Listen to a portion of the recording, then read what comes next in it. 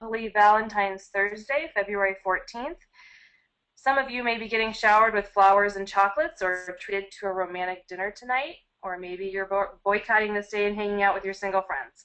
Whatever your plans, we hope you have a great day, and thank you so much for taking an hour to learn more about why Manhattan Associates left SAM. I'm Carrie Zenz, and alongside me here is Brittany Lager as well. We'll just be supporting the webinar throughout the hour as Angel and Stephanie share SAM and the Manhattan Associates courses created for them. Before we get started here, I just want to share a few housekeeping items. Your control panel. This is your control panel. You have two audio options, either through your telephone or through your mic and speakers of your computer. We are in listen-only mode today, so any questions that you have technically related or to the content of today's session, please submit them through your questions pane, and we'll be answering questions at the end of the hour. For your grab tab, it has the orange arrow at the top. You can collapse and expand your panel with that, and we'll also be using the raise hands feature. You see the circle, the blue circle icon with the yellow hand. We'll be using that today as well, and we'll be doing a few polls too, just to make you aware of that. For those of you who are on Twitter, if you want to share your thoughts or information from today's session, please use the hashtag #WeLoveSAM.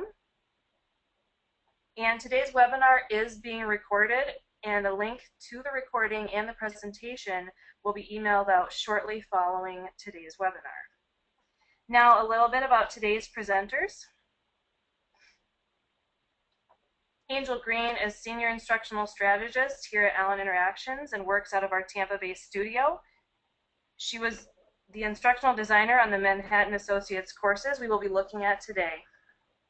For a little background on Manhattan, they design and install software solutions that optimize supply chains, the delivery of goods across global supply networks. They serve customers in many industries, including retail, grocery, pharmaceuticals, third-party logistics, and more. We are thrilled to have Stephanie Crow from Manhattan here today sharing their experience with SAM. Stephanie Crow leads global learning and development for Manhattan. Her team is charged with engaging and enabling employees worldwide for peak performance in job roles from software developer to professional consultant, engagement leader to QA analyst, and client support technician. Her background is in leading business results-focused teams for growth-oriented learning challenges. Based in Atlanta, her team supports Manhattan's 2,300 employees across 11 offices worldwide, stretching from Bangalore to London, Shanghai to Melbourne, and employees staffed at remote client locations across the globe. So thank you so much, Stephanie, for being here with us and taking time away from your busy schedule. And with that, I'm going to turn things over to Angel and Stephanie. Great. Thank you so much, Carrie, for that introduction. And happy Valentine's Day to everybody out there. I appreciate you taking some time out of your day today to join us. And we are thrilled to be able to share a success story for where a course that we developed for Manhattan Associates, actually two of them using SAM. And of course, that today is Valentine's Day. We're going to be using it as an excuse to perhaps throw in some metaphors, even if they are just a bit hokey. So bear with us. Today we're going to be talking about a little bit of what it was like to start a new relationship, and that means leaving Addie for SAM. And from there we're going to move on and talk about that project kickoff meeting, or the Savvy Start, which really began the love story in the making. Next, we'll want to talk through what it's like to prototype and how those prototypes can help avoid heartbreak later by evaluating design early. And we'll also discuss what it means for a project team to fully open yourself and embrace SAM in an agile process. And last but not least, we're going to see what it's like now that the honeymoon is over and the courses are live on the LMS. And we will have some time at the end for a Q&A session. So that's what we're going to be talking to you about today.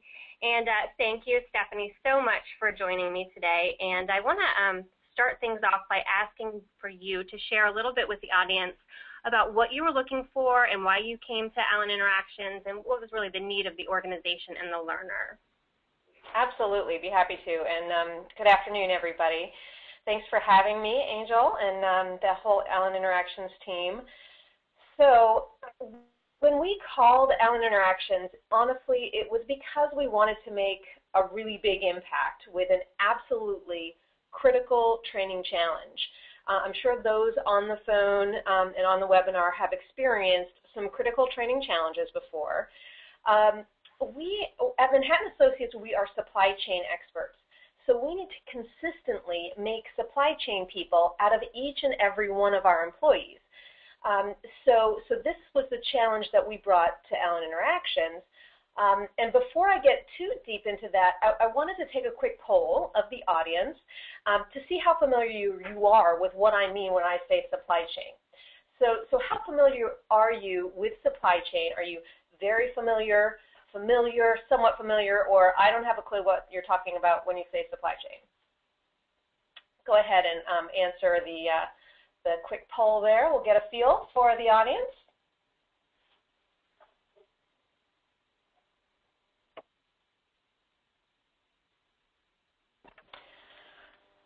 Okay, it looks like we have a good amount of folks on the phone who are somewhat familiar, which is great, but we also have some folks who aren't as familiar. So if we can maybe be given some leeway by the folks who are very familiar with supply chain, I'll give you a quick overview of what we do in the markets we serve. So, because as you know, training is all about providing results to the business, and so having business acumen is critical from a training perspective. So supply chain essentially is just getting goods to the consumer. So from the manufacturer through transportation, distribution, out to either retail stores or online sources of purchasing, how to get those goods in a quick, timely manner to the consumer. What we do is our clients want to optimize that supply chain as best possible, so we provide technology solutions that help them optimize both within the functions of the supply chain and across the supply chain. So if you have whatever you're wearing today, or if you have a computer on your desk, or a coffee cup, or if you maybe ordered something online recently, it got to you through that provider's supply chain. Does that help? I think it does. Okay, sounds great. So if you think about that supply chain that we serve, like many organizations, we face challenges of having somewhat of a siloed workforce. What we have is specialists who really specialize in a particular area of the supply chain, and what we needed was a way to educate our employees so that they could understand end-to-end supply chain, really understand what came before them, what comes after, how our clients really can leverage the impact across the supply chain. So, so without this full supply chain awareness, we recently integrated all of our solutions across a supply chain platform. So we needed this end-to-end awareness. Frankly, you know, when folks are siloed in their roles, costly errors can happen and rework can result. So we wanted to have this awareness. When I was speaking to the Allen Interactions team, we also talked about how we have staff in regions where fully integrated supply chains aren't exactly in your backyard. So that intuitive experience that our most experienced experts have, from visiting multiple types of supply chains, multiple client locations, that takes years and scores of customer visits to really achieve. So what we wanted to do is get this awareness and this intuitive experience quickly to our entire global staff. And that was the challenge, really, which, by the way, our old course died with our old LMS, so can we have it in 3 months and by year end, Angel? Yeah, and over the holiday season, sure, no problem. That'll be fine. No worries. So before we get too far into what SAM is, I'm going to ask a question too, you know, about the using of the word SAM. And first of all, how familiar are you with SAM? Are you very familiar? Have you been using it for your project development and loving it? Do you know what SAM is, but you don't currently use this type of process? Have you heard of SAM but don't know much about it? Or the last, who's SAM and what are you referring to at this point? So go ahead and take a minute to answer the question. Okay, so I see some results coming on there. Good. Good. Okay, so it seems like we have a majority of people who have heard of SAM but don't necessarily know much about it. So that helps drive my conversation with you guys today. And then following that, before I give away the answer, what does SAM stand for? Is SAM some Addie model? Is it a standard approach model? Is it a successive approximation model? Could it be that sweethearts always matter? Or is it the successive advanced model? This one, everybody's blowing through this one. All right. Nobody is choosing sweethearts always matter. Wonder why. Just because it's true. Oh, somebody there selected it. I saw that. Okay, so good. So most people know that SAM stands for the Successive Approximation Model. And just because it's Valentine's Day and we want to share some love with you, we have a little giveaway. So we've already given you one of them with Sweethearts Always Matter, but if you could share with us the first 5 people to provide a fun Valentine's spin on what the SAM acronym stands for in the questions panel will get a free SAM poster and one of these I Heart SAM t-shirts. And Carrie and Brittany will announce the winners at the end of the webinar. So go ahead and answer those questions. All right. So for those of you who are not too familiar with SAM, I'm not going to go too deep into what SAM is, as we have tons of resources available on SAM, and today is more of a focus on the how. But in essence, SAM, or the Successive Approximation Model, is the subject of the recently published ASPD book, Leaving Addie for SAM, by Allen Interactions founder and CEO, Dr. Michael Allen, and Dr. Richard Seitz, who's the VP of Client Services for Allen Interactions. And in essence, SAM is an agile development model, which our studios have used for years to design and build learning events for our clients. But unlike traditional instructional design models, where a lot of the effort takes place up front, SAM from the start starts with the design. And basically, you're going to be moving through this design through an iterative nature as you progress through the project to get to a gold and final deliverable. And what we're looking for as the SAM project evolves is early and frequent input from stakeholders, from subject matter experts, and from recent learners. You know, Stephanie, as we've been talking to the industry about SAM, we have at times had folks say that they don't really see how SAM is different from Addie, and they just don't kind of get it. So based on your experience recently, what's the difference? What do you find different between SAM and Addie? Oh, well, so how do I count the ways? You know, it's tough. Poor Addie, right? But I really find SAM to be tremendously different from Addie. Since we're playing off of the Valentine's Day theme here, thought I'd say that starting an instructional design option is kind of like suggesting just drinks for a first date. You know, you can always go to dinner if you want, if things are going well, but if they're not, you can easily sort of get out of town and bow out of the relationship quickly if you know it's not going to last. Some things are quick experiences and you can move on, and some of them really are built to last. And finding those early and knowing which ones you really want to commit to from the beginning, like the couple on the right, you know, it's really what you want to find out early in the process so you don't commit. With Addie, you have to commit hours of analysis and getting to know the subject and maybe even build output level materials so that you can get official, I don't know, approval from the parents before you even know if you really want to commit to this relationship, right? So essentially, you end up doing so much from the beginning, even, you know, trying to get a sign-off from a storyboard that is fully designed, that even in those cases the stakeholders don't really understand how to give you feedback on a storyboard. We as instructional designers know what a storyboard is, but they don't necessarily know what exactly is the user experience here. I see an image or a screenshot or description of something, but they can't really read into that how that's going to play out in the training environment. SAM prototype ideas, on the other hand, are more like speed dating. If you don't like one, no harm, no foul, you haven't wasted any time, and you can move on, right? Plus the fact that you know, they're visual, they're action-oriented. People in the business, like those subject matter experts, like stakeholders, they can give good input early because they experience what it is that you're talking about in the training experience. And they can give input that's directionally helpful early on to say, yes, that's going to get us there, or no, that's not going to get us there, that supports the objective of the overall course.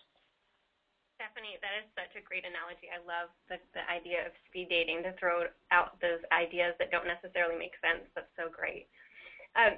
So, you know, it really begins with this love story in the making, and I don't want to go too deep into our instructional beliefs, but I think it is good for us to share that we do have a set of beliefs that we hold to be the truth here at Allen Interactions, and your organization was looking for this foundational knowledge, and this, it's often thought of as like information sharing or data dumping. And what I loved about your project team is that they were open to listening to us and what we believe makes great learning. And so we refer to these as our instructional design principles, but the learning should be set in a realistic context. And, you know, we're not talking about, you know, Candyland metaphors, but a real learning environment.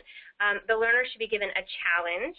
They should participate in an activity to help meet that challenge, and they should be given realistic consequences or feedback based on their decisions.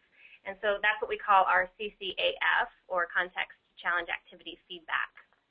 And through that, like any great relationship, it's a combination of forces that creates such a great result. And so we have a formula that sums up this success factor, and that is meaningful, memorable, and motivational learning can only be achieved when we multiply our process, which is SAM, with our instructional design principles, and then multiply that with a great partner team like the one that you were able to put together, Stephanie. And one thing I know that we struggle with often as instructional designers, and that's getting that project team involved and motivated and there with us. And SME availability always comes up, and I'm hoping that you can share with the audience what it was that you did and how did you get that team to commit to the project the way that you did.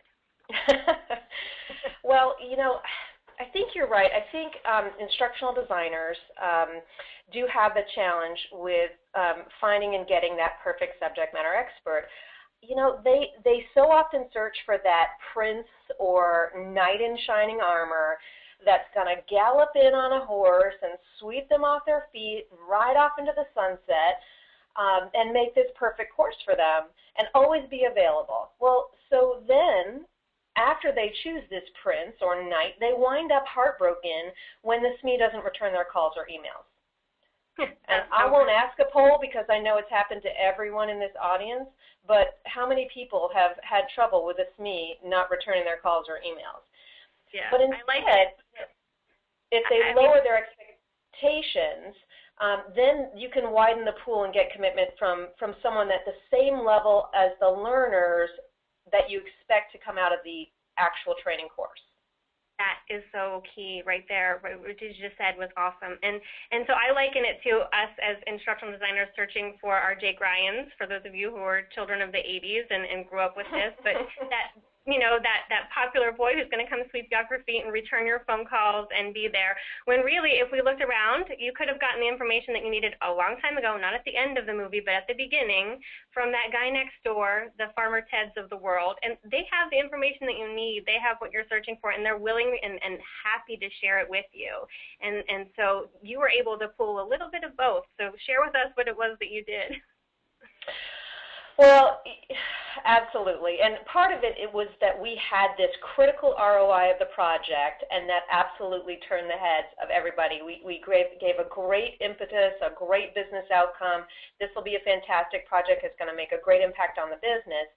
But, you know, Angel, you do know we did have a prince or two on our team, I will admit. Yes.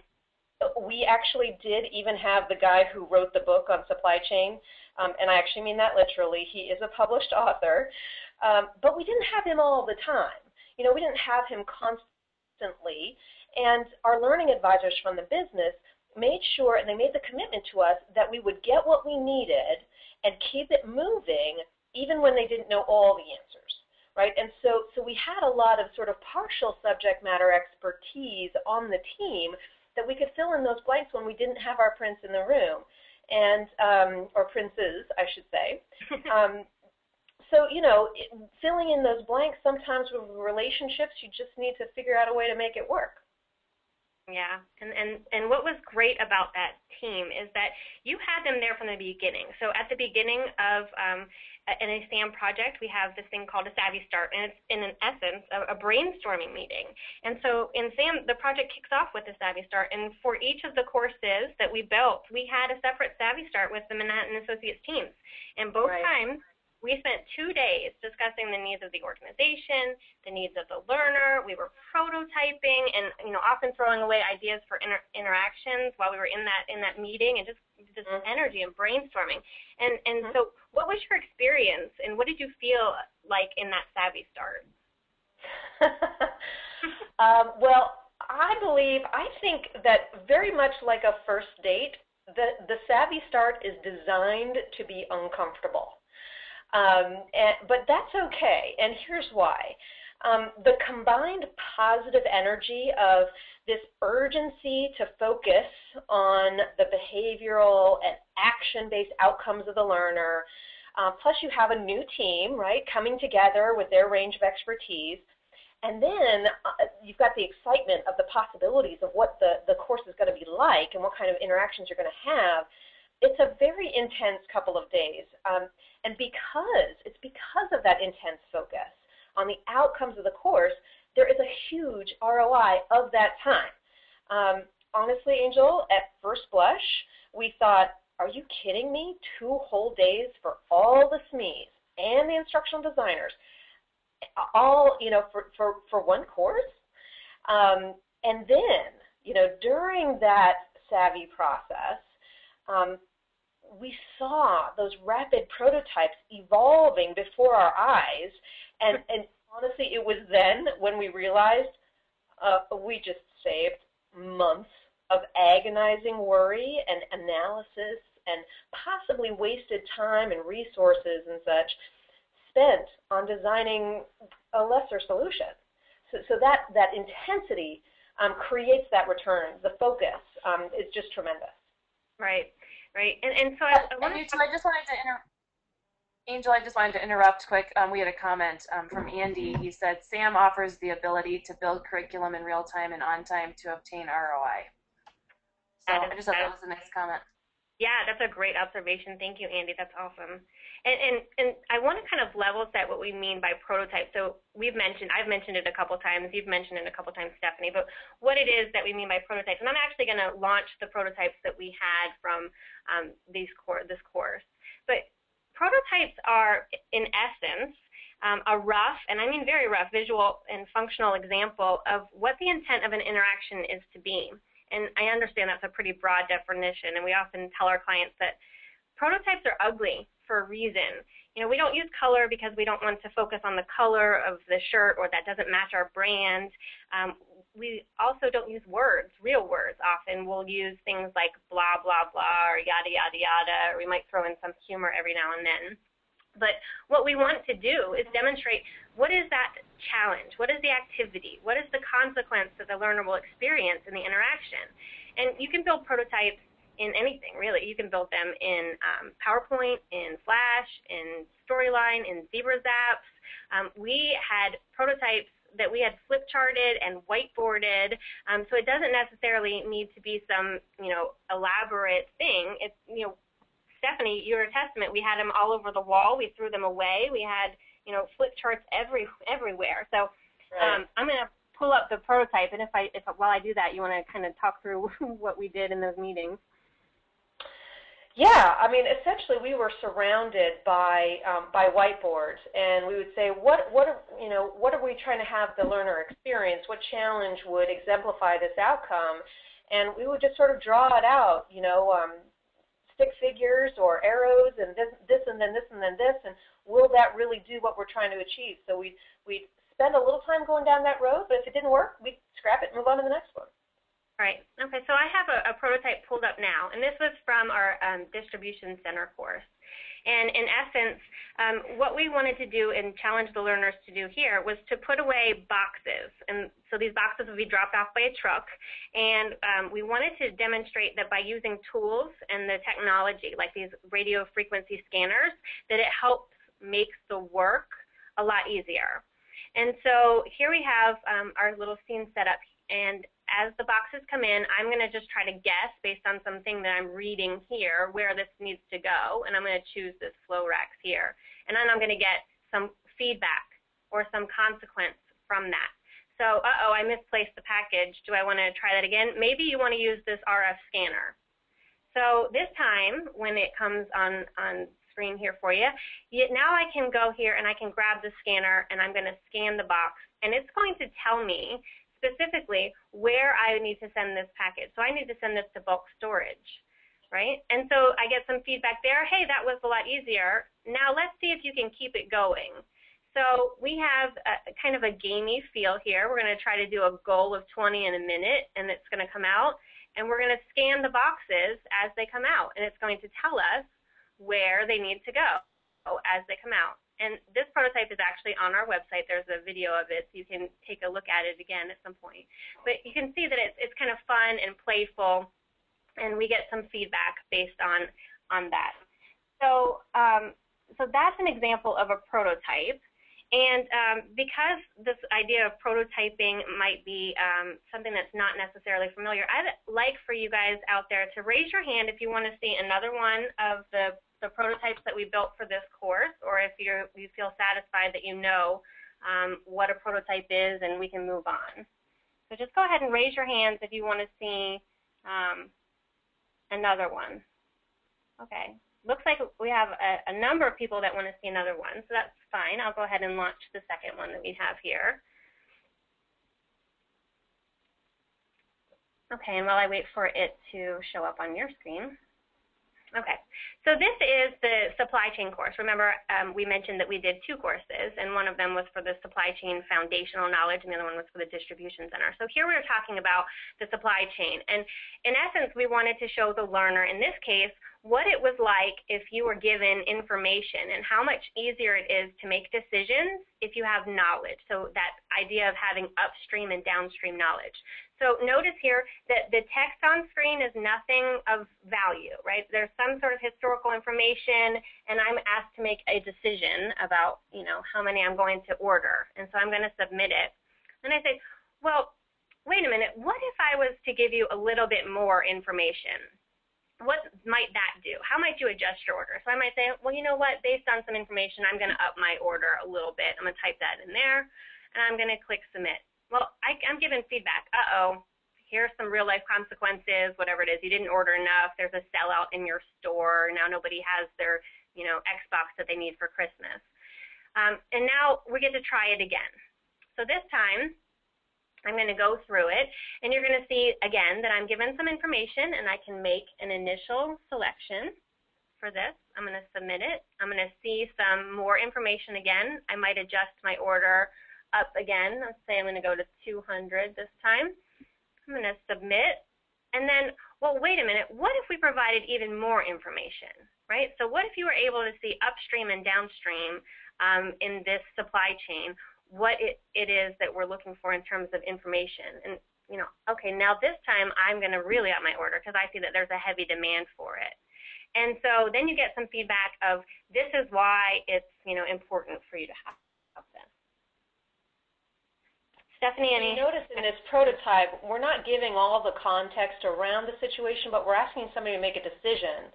So, you know, you could tell somebody all day long, you know, it's important to go be this person. To this person, this is what's important. To that role, that's what's important. You could give lists and litanies of information and knowledge, but you're actually asking, in this case, the learner to make a decision, and all of a sudden they're wearing someone else's shoes. And that creates ahas, and ahas stick. Right? So the next time they actually want to make a predictive or intuitive decision across the supply chain, they realize, look, there are other roles important here. So that's and we could do that with the prototype without building some huge design fully developed before we had kind of gotten there. Right. Right. And so when we finished the Savvy and we had these prototypes, it's not that, we go off and just now go and build, right? So we don't vanish from the Savvy start, but together we work through SAM, and we work through this process. And a lot of times people think that because it's an agile process that somehow it's a chaotic process, or that it's lacking structure or project plan, and nothing could be further from the truth. In fact, in the book, chapter 12 is dedicated to project planning, and there are something like 22 pages of a sample project plan. And so for our courses, I'm going to share with you some of the dates that we had as it moves through the iterative cycle. So you can see here that we started with the Savvy Start. And there they are. So I'm going to wait for them to show up for you guys. But the Savvy Start for the supply chain happened in October 11th through the 12th, and then the distribution center was on the 29th or 30th. And then we went back, and what we do is when we come back from a Savvy Start is we put together a Savvy summary document. And in essence, the Savvy summary document gives a high-level overview of what it was that we talked about in the meeting, and has some links to these prototypes that we had created. It also puts together some project planning, so this initial project plan. And then we send that over to you, Stephanie, and you guys took a look at it, and you said, you know what, we want to make a couple of changes, some minor modifications to the prototypes that we had. And so we went back and forth a few times, and then when we were finally satisfied that these were the interactions that we were going to do, we created what is called a design proof. And in the design proof, you have media prototypes. So we had some ideas of having some photorealistic versus some more kind of animated, drawn type of characters, almost a gamey feel. Right. We had menu options. We had objectives and treatments and how we were going to treat and handle the content that we needed to handle. We had some initial content gathering information there. And when we were satisfied with all of that, we said, is this what you want us to go and build? And the dates here, October 29th for the supply chain to the distribution center, and then notice the dates for alpha. So we're not talking about a very long time, right? So we're talking for supply chain, let's just take that for example, from October 29th to November 15th for alpha. Because we have spent this whole time coming up with these ideas, and we know what it is that we're going to build. And so now it's just kind of rubber hits the road, and not to downplay the work that's involved in that, but it's easy for us to move from this design proof to an alpha. And an alpha is really the first release of this complete course. And so you guys took that alpha, and you sat down and you provided us with a review of this alpha. And we made those changes, and we went to beta. And then from the beta review and the beta release, you're just, dotting your I's and crossing your T's. And then we launched out the gold version, which is the version that goes up onto the LMS. And so, Stephanie, from your perspective, can you share with the audience what it might have felt like to go through this process together? Well, yeah. I mean, you mentioned that people think that SAM is any iterative or agile process might feel chaotic, but it really didn't. It feels more like a dance, actually. There are rhythms to it where it's sort of like, to me, it feels like iterative cycles. And they have mostly prescribed steps, like in a dance, but it allows for improvisation in case adjustments need to be made, or to achieve an even better result. We see a missed opportunity and say, hey, let's do this, and it'll be even better for a learning outcome. So at each stage, the SMEs or the instructional designers, we were given concentric levels, it felt like to me, concentric levels of detail to provide. So at first, it's the high-level stuff, making sure things are going in the right direction, are the right components included. Then it's the details behind the components at the next phase. And then after that, it's filling in the data or the actual text and descriptive images and primary source material. So whether it's a content list or a direct list of questions you guys were asking us, we weren't going out and getting absolutely everything that exists on the subject matter. Right? Because then you're gathering too much primary source material and spinning your wheels and spending all kinds of time on things that are not going to be used. In this case, the primary source material didn't come until the end. So we only sought out and selected and built source material that supported the components that we had chosen for the course, and hence the objectives for the outcomes for the learner. So it was, that heavy lifting was designed to be where it would come closer to the end, where that large amount of time was being spent on a fewer number of things. Right, right. And, it's great because I think we really form a partnership in this collaborative environment and this back and forth, having them involved from the beginning at the savvy start, really just being able to iterate through it. There were moments where we potentially picked up the phone and said, hey, I have an idea. Can we talk through this? And we scheduled a quick meeting. So it wasn't that there was this, oh, we're out of that phase of this project and we can't go back and talk through this. If something seemed like it would be a better way to treat it, we just dealt with it right then and there. So that was really beneficial. So, now the honeymoon is over, right? And now you have 2 courses on your learning management system. You have this is what it wound up being. Remember I said that there was, photo real versus the kind of gamey feeling, and this was the distribution center basics, and this is how it turned out. This is the menu, and this is the supply chain overview menu is the next one that's up. I'll wait for that to load for you. There it is. And so I'm going to circle back to the original prototypes that we showed earlier in the webinar. And so I want to show what it looks like at the gold level. And what I want you to do is kind of look at, as I do this, at some of the similarities and also some of the differences between the two. Because when we move from alpha, or from the initial prototype to the gold version, we made some changes. So this is the gold version of the prototype that I showed with the radio scanner, with the radio frequency scanner. And you'll notice one major difference immediately when you see the interaction come up. And that is that there's this list that I need to go through. So you see I'm being timed, and there's this list that I have to go through to try to find where I need to place this. And oh my goodness, I'm getting nervous now because, okay, I know my time is going and I have to pay attention and try to do this at the same time. But I'm searching for each, oh, it was right there on screen with me. I'm searching for each of these products as I go through. And I know that I am being timed, and I know that I want to get these things right, because there's that, kind of gamey component to it. And so now I need to find this pancake mix somewhere. I don't know where it is. I'm just going to put it on B and hope that I was right. Okay, tissue paper, I'm just going to put it here. And so I just want to get this finished, and I want to look through here, and I want to beat some sort of time. I'm just going to set there. How did I do? Uh-oh, I only got 4 out of 6. It really is, and we get some feedback here that it's quite cumbersome to look through these lists to determine where a product need is headed, isn't it? And I made some mistakes, and then I'm given the consequences of those mistakes. So along the way, without these organized palettes, it's going to take a long time for us to get these things put away. So if we put things in the wrong place, what is going to happen? So then we talk a little bit about what it's like when you optimize, and why it is that we should focus on these technological changes and why it's helpful.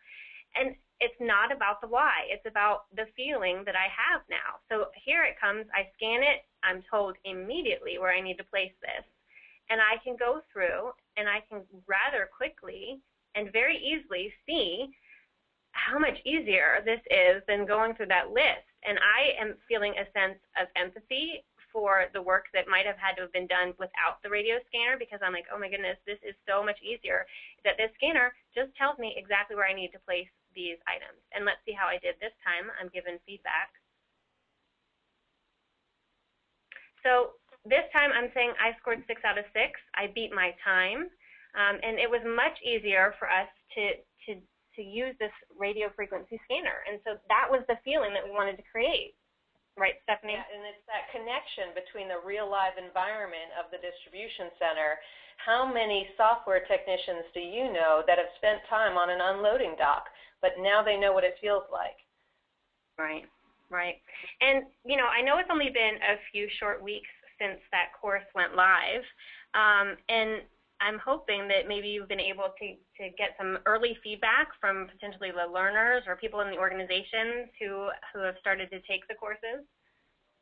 Well, actually, Carrie and I have a surprise for you, Angel. Oh. I thought you might be interested, so I brought a few love letters from the learners. You know, as you mentioned, these are even unsolicited, and I just wanted to share some of these with you. Let's see, what do I have here? Here's one. Okay, so this one is from India with love. I really liked the way the DC Basics class training has been created. It has a very practical feel to it, and that, I think, was the biggest draw for me. The question and answer interactive nature, along with laying it out end to end, made it very interesting. In fact, after that, I have been in there, meaning our learning management system, more often the past week or so, trying to dig up other courses on similar lines. So, unfortunately, Angel, now we've raised the bar, and they want more of these. Okay. Personally, he continues, I am very kicked about the new template content used for these offerings. So that's fantastic. Let's see, here's another one from a client support expert. I was quite impressed with the production value of these training courses. They're certainly very visually attractive and are also quite engaging in the way that they include short quizzes and simple interactive scenarios that have something of a game type feel to them. Okay, what I find hilarious, Angel, is I swear I did not plug these people. You planted that one. No, there are 3 phrases in here that I specifically said to you guys at the very beginning of this project. I said high production value, I said I want them to be visual or visually attractive, and I also said think gaming, you know, think game type stuff. And this is exactly what we achieved, so well done, team. And then finally, here's one. This is a leader in our consulting practice. And I love this one for a couple reasons, but this one says, simply put, these courses were fabulous, very informative and interactive. I'm so glad I took them. And there's exclamation points in the whole thing. But then in the same communication, he does an aside to his team. He says, team, I'd very highly recommend these 2 if you've not taken them already, and suggests that they take them in the order that we recommend. But honestly, there is no higher praise than basically telling your team, I recommend this course to my entire team because this will help us move further along the goal of what we're trying to achieve. So well done, Angel and your team. Well done, Allen Interactions. And I'm just so pleased with the feedback that we've received from the learners. I am sitting here grinning ear to ear. You have made my day. And hats off to our team here in Tampa. We have such talent here. And we have developers and media artists and writers and QA specialists and who made sure that you all got the best product for absolutely. With us. And it sounds like, you know, that's straight from the mouths of people that are taking it, and that's exactly the kind of feedback that we love to hear is, you know, what do these learners think? And to use words like engaging, I heard that word and my ears just like perked up. I'm like, are you serious? That's amazing. So that's great. So thank you so much for sharing that with me. That made my day. So now we get to move on to some questions and answers. I'm sure that the chat has been blowing up. I've been seeing it kind of flash, but not paying too much attention to it. So, Carrie, do we have some questions out there for us? Yes, we have a lot of questions. So one of the first ones I wanted to ask you was, what was the makeup of the Savvy Start team? And then the second part of that was, this person asked, how many people or resources are needed for the Savvy Start? My company is very hesitant about getting all the resources in one place. That was actually from Larry. So what was the makeup of your Savvy Start team, and what do you feel is the right number of resources for a Savvy Start? Stephanie, I'll let you handle that one. Sure. Yeah, so our first Savvy Start was highly educational for us, right? So we had the Allen Interactions leaders facilitated that with their lead designer. So there were 2 folks there, plus there was a stakeholder, myself, Our two learning advisors, we have learning advisors who belong to our learning and development team, but they're from the business on rotation. And then our two identified subject matter experts, and then our instructional designer who their role on this project was more of a learning consultant. I also included a second instructional designer because that person was pegged to handle the next course, so they kind of flip-flopped and attended each other's savvies so they would know what to expect. So that was the number in the room. And I would say a lot of it, we didn't all absolutely have to be on the project end to end, but this was a highly critical project. I'll also add, depending on the subject matter and what you're taking on, we recently had one of those instructional designers run her own Savvy Start on a smaller scope project, and she had 3 or 4 SMEs in the room, and she facilitated. So I think there's a flexibility, and Angel, I'll be interested in your feedback as well on the range on the Savvy Start. Certainly, there is. What we recommend is that we keep the group small, and here's the reason why. We want to make sure that everybody has an opportunity to freely express their opinion, to brainstorm in an environment that is open and not too crowded and not too full of people. But what we also say is that those who can say no later in the game should be in that meeting, right? So if you have a stakeholder that sometimes we call them swoopers that could come in and say, you know what, this is wrong, this is completely not where we wanted this learning to go, we need to have them involved early. So when you're planning for your Savvy, have somebody there that can, facilitate the meeting, facilitate this, brainstorming, have some subject matter experts, potentially some recent learners or managers, and then have people that might be stakeholders. And they don't need to all be in the room at the exact same moment. So if you have subject matter experts that you can bring in and pull out and talk through an interaction or two, it helps when they can stay the entire time because they can see it organically develop. But, if it's resource intense and you feel that, getting people holed up in a room for a long time is going to be a challenge. We've had Savvies on the phone. It's certainly not as successful as it has been when we've had them in the room. But, just the opportunity to have some initial brainstorming and design, conversations early from the start. And to kick off this project by talking about the design and what you want the learners to be able to do, not what you want them to know. You don't want to throw a bunch of content on there. You just want to know what they need to do. And so those people are the key people to have in the room. And of course, the SAM book has, suggestions of who and how to run the Savvy. So you can look at that. Another question, Angel, is what was the makeup of the design team? Okay, so on our end, we have media artists who create an interface. We have an instructional designer, so that's myself. I have a writer or two that could help, write out some of the content, and then Stephanie's team had an instructional designer and writer that could help, bounce that content back and forth. And then we have a team of Flash developers here, because this was created in Flash, that can help create the course. And we have a QA specialist that would run through the course when it was over, and make sure that it was meeting standards and functioned and had no typos. Okay, thank you. This question is for Stephanie. Stephanie, did you get some pushback from the SMEs that participated in the SAM process? This individual SME has said, I'll try it as long as it's not too iterative of a process. He wants to know, what are my chances for success? Interesting. Okay, so to kind of feed into what we experience with our subject matter experts or expect, I consistently try to tell my team we need to treat our SMEs like royalty.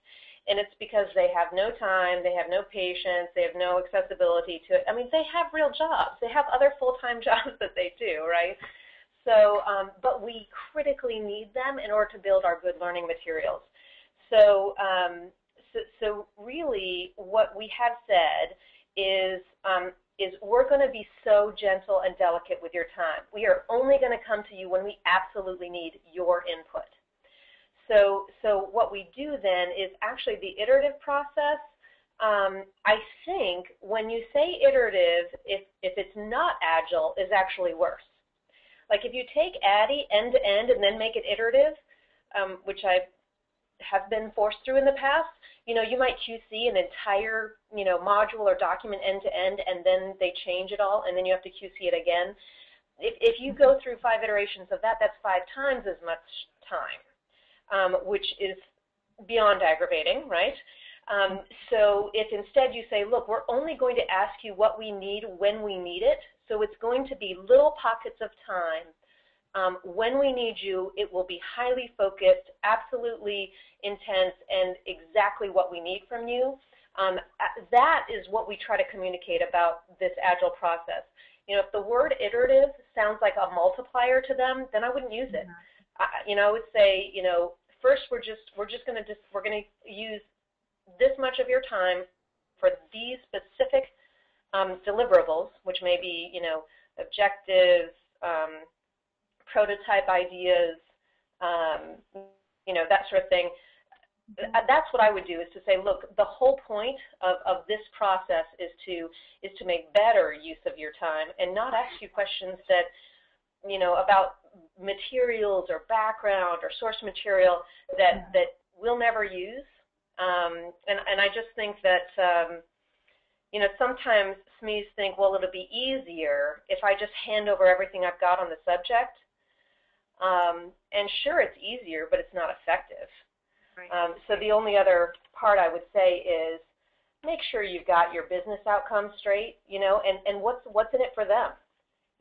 Most SMEs, they spend hours and hours and hours answering questions on their topic to people who don't have that knowledge yet. So really, over the medium and long term, you're saving them time if you can teach other people about the subject.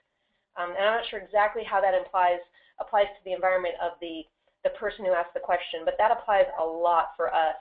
Is people may be answering a lot of questions when, if we just share this knowledge in an effective way, then we've actually just completely changed your life in a good way. Right. That's a great point, Stephanie. And I noticed you mentioned one thing, and I kind of peeked in the chat window and the question window. So sorry, Brittany and Carrie, for stepping on your toes. But okay, absolutely.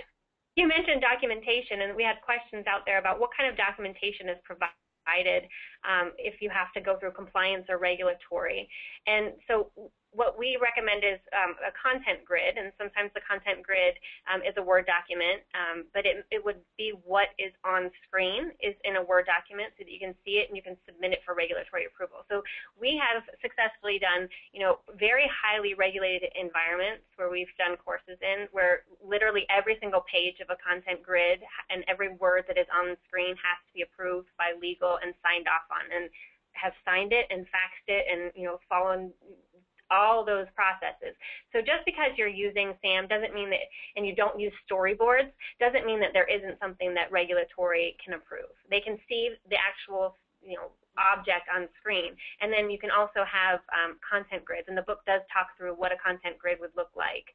So there is documentation on that. Another question asked was, thank you on that, Angel. Another question that was asked was, if learners were involved, the end user was involved during the design phase.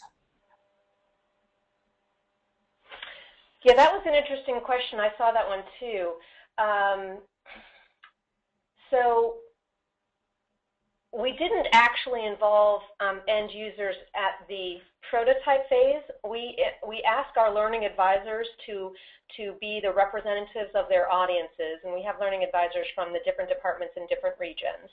But we did do it. I think it was either at alpha or beta. I think in one case we didn't get it to them until beta, and we were a little nervous. But I think we got alpha to people in different regions, to people in different roles, because we really wanted their feedback on, does this help? Is this hitting the mark? So we didn't pull in people who weren't cross supply chain experts. But interestingly, one of our learning advisors is one of those folks who knows a ton about his area of expertise, but not across the supply chain. And so as a result, he was able to say, to say, yeah, that works for me. So because it was such a wide arching audience, we kind of had one on there anyway. We involved them, and I don't know if Angel that's best practice or not, but we involved them at the alpha stage. Right. So we generally would recommend to have, some learners or recent learners or people in the roles from the start, so in the meeting. But, you had those resources available to you, in the terms of who we had on the project team to begin with. But we've had Savvy Starts where we literally have had, pulled in for a couple of hours or, half of a day, some recent learners. We've also had the opportunity to potentially go on site and look and see and feel what it is that these recent learners are asked to do. So sometimes that doesn't happen in the Savvy. That happens, a little bit afterward, or it happens, potentially even, before, that we can kind of get an experience of what's going on in their world, so that, we're not out here trying to create realistic context when we have no idea what it's like to be on the side of a road when cars are going by you at 60 miles per hour. Right, and honestly, Angel, one of the interesting things about this question is that conceptually it sounds like a lot of people, but when you start naming names of people to participate in the project, you realize that certain people can play multiple roles. So a good example is my instructional designers did not have background in distribution centers. So they also were learners. Right, so like you can kind of say these are the characteristics of the role that needs to be played, and find out that a person can actually serve multiple roles. Right. Okay, great. There were several questions on the prototypes when you were going through those, Angel. One question was, how long did those take to create? And that, just to clarify, that those were created during the Savvy Start. Yeah, so we recommend that prototypes should take about an hour to create, and so sometimes that takes even less. And Stephanie can be our witness that they were created during the initial Savvy Start meeting. So those prototypes were done on site, the ones that you saw. We might have refined them after we came back after the Savvy Start and just kind of changed things out a little bit to iterate through them to become more functional and to have more of the broader appeal. But, Stephanie, you saw the boats move on screen, right? When Absolutely, absolutely. There was even one where there was a forklift that fell over, and we were so impressed, and we were like, oh, that impresses you, just wait, right? But, it's just, some of those things also, though, were on whiteboards, right? And we took pictures and made sure we captured them. So, but definitely a lot of that happened like day of. Yeah. Okay. There's been a few questions about, how can I or can I implement SAM if I am a small team or I'm a one-person team? And my answer to that is, if in the book, Leaving Addie for SAM, there is another version of SAM. The one that you've been seeing today is SAM 2, but the simplified version, SAM 1, is detailed out in the book, and that's what's recommended for teams that are working, smaller size teams. It's a more simplified version. But yeah, SAM absolutely can work for you if you are on a smaller team. And then one last question for you, Stephanie, is, are you measuring the success of this? And if you want to just give any information about that briefly. Yeah, absolutely. I saw some of those come across too. In fact, somebody said, did you set up a measure for the outcomes in advance? And I cheekily responded, of course we did. How else would we get the project approved? But I didn't mean it, in a cheeky way. But essentially, we have, as I mentioned, when people are making siloed-based decisions versus supply chain-based decisions, or decisions without context, what happens is exactly like SAM and exactly like Agile, is they make it without context.